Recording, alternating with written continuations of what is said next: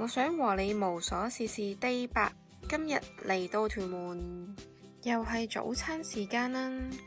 我哋去咗100%食個靚早餐先，之後就搭咗去兆禧苑對面嘅商場行咗一陣，裏面的食店都幾啱我口味，住喺度一定唔會餓親我啦。跟住去咗屯門碼頭度行咗一陣。